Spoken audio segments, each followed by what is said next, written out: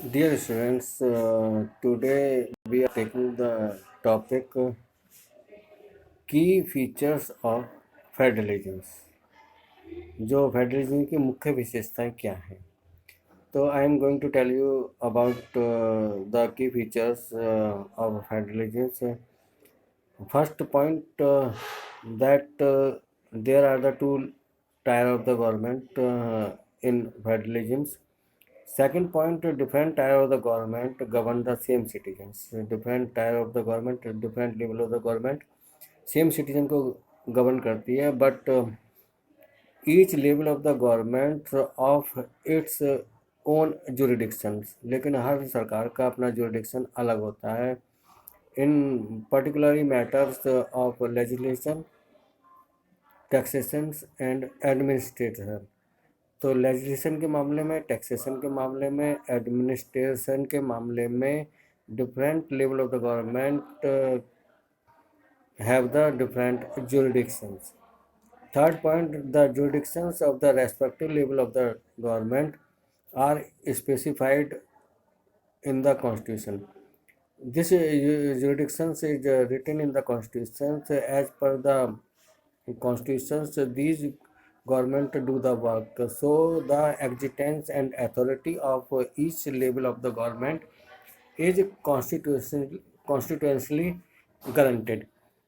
इसलिए जो है हर दोनों ही लेवल की सरकार का, चाहे सेंट्रल गवर्नमेंट हो, स्टेट गवर्नमेंट का, उनका एक्जिस्टेंस और उसकी प्राधिकता जो है, उनकी अथॉरिटी जो है वो it was constitutionally guaranteed.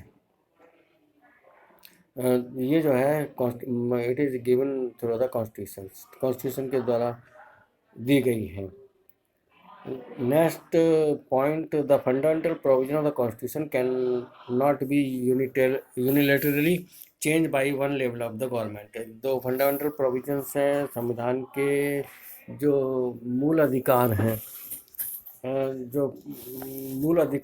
Those were given to the peoples, that can not be change by the central government और स्टेट गवर्नमेंट यूनिलेटरली, अकेले जो है जो चेंज नहीं कर सकती। Such change may be taken place by the consent of the both the level of the government। तो इसमें कोई अगर फंडामेंटल प्रोविजंस में कुछ चेंज करना चाहते हैं तो उसके लिए दोनों ही तरह की सरकार की कंसेंट होना ज़रूरी है। Next point, court have the power to interpret the constitution. Court को ये अधिकार है कि वो कॉन्स्टिट्यूशन को इंटरप्रेट करे and the power of the different level of the government. और साथ ही साथ how much powers the different level of the government have, it must be interpreted by the judiciary। The highest court act as an empire। highest court जो है वो एक empire के तौर पर काम करती है। if any dispute is arised among the different level of the government, अगर जो है कोई डिस्प्यूट क्रिएट होता है different tier of the government में, in the exercise of their respective powers को एक्सरसाइज करने में, तो the Supreme Court work as an umpire and it tells how much jurisdictions of the different levels of government means central government, how much jurisdictions this central government has and how much jurisdictions has the state government। Next point, source of revenue for each level of the government are clearly mentioned to ensure its financially autonomy. जो source of revenue हैं अलग अलग level के सरकारों का, वो clearly mentions है,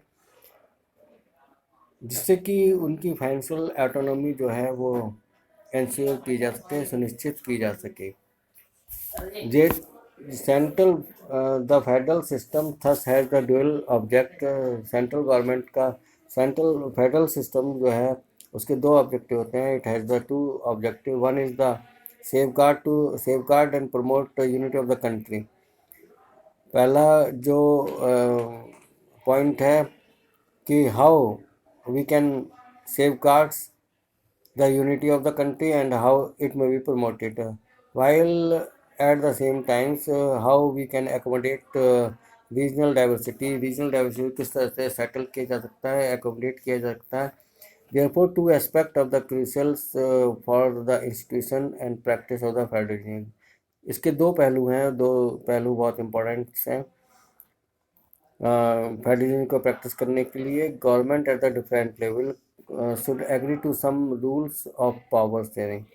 तो जो गवर्नमेंट्स हैं, different type of governments, they agree to some rules and of power sharing के कुछ रूल को एग्री करती हैं.